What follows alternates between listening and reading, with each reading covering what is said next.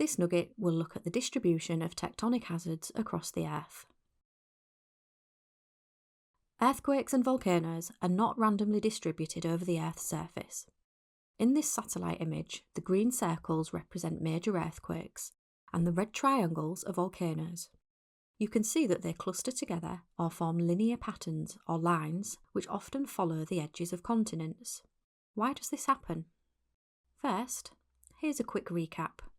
The Earth is made up of layers: the crust, mantle, and the outer and inner core.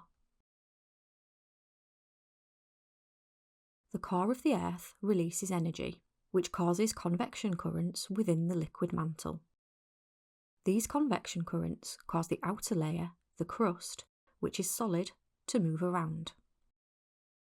This crust is the surface of the Earth, with its oceans and continents, as we can see here. That crust is also broken up into large slabs of rock called tectonic plates. You can see the outlines of the plates here as black lines.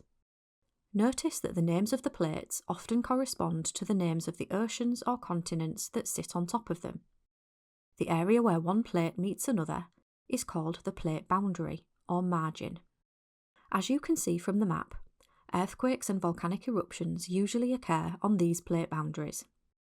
This is because as the plates move, powered by the convection in the mantle, they may crash, scrape against each other, or move apart, which then causes earthquakes and volcanic eruptions. Let's take a look at volcanic eruptions on their own. Not all of the plate boundaries have volcanic eruptions occurring on them. In fact, volcanic eruptions only occur on constructive boundaries, where the plates are moving apart, such as in the middle of the Atlantic Ocean seen here, and on destructive subduction boundaries, where one plate sinks beneath another, seen here near Indonesia.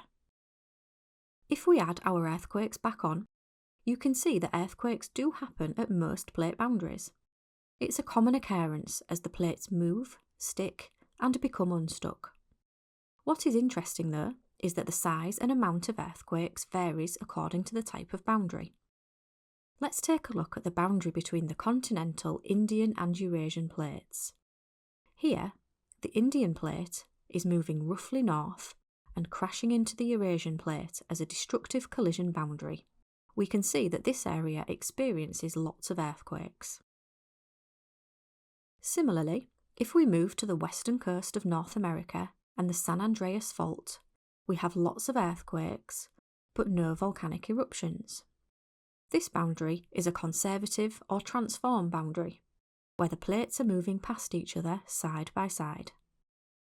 Some plate boundaries experience both earthquakes and volcanoes. An example is along the western coast of South America. Here, an oceanic plate meets a continental plate at a destructive subduction boundary, resulting in both types of tectonic hazards being common.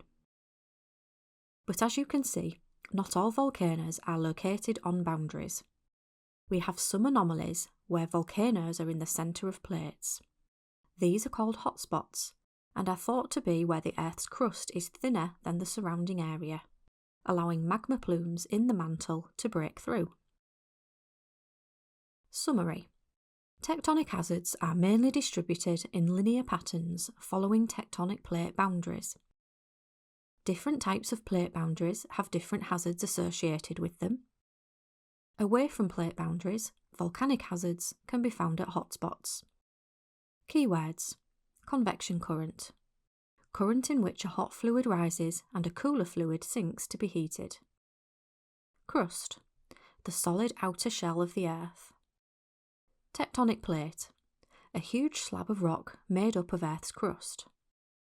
Plate boundary, the gap between two tectonic plates, also called a margin. Constructive boundary, where two tectonic plates are moving apart.